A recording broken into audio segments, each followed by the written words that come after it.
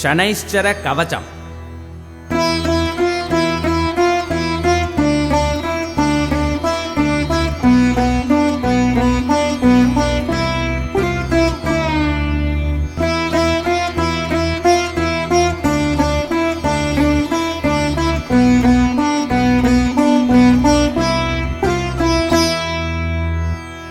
चतुर्भुजं शनिं देवं चापतूणीकृपानखैः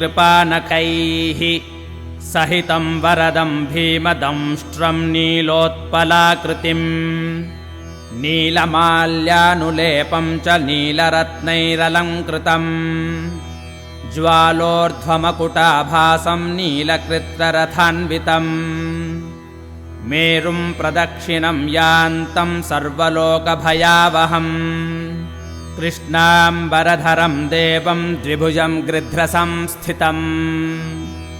सर्वपीडाहरं नृणां ध्यायेद्ग्रहगणोत्तमम्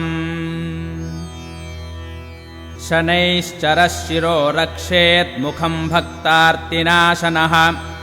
कर्णो कृष्णाम्बरः पातु नेत्रे सर्वभयङ्करः कृष्णाङ्गो नासिकां रक्षेत् कण्ठं मे शितिकण्ठकः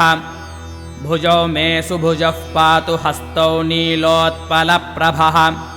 पातु मे हृदयं कृष्णः कुक्षिं शुष्कोदरस्तथा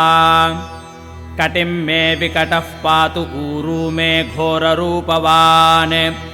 जानुनी पातु मे दीर्घो जङ्घे मे मङ्गलप्रदः गुल्फौ गुणकरः पातु पादौ मे पङ्गुपादकः सर्वाणि च ममाङ्गानि पातु भास्करनन्दनः य इदं कवचं दिव्यं सर्वपीडाहरं नृणाम् पठति श्रद्धया युक्तः सर्वान् कामानवाप्नुयात्।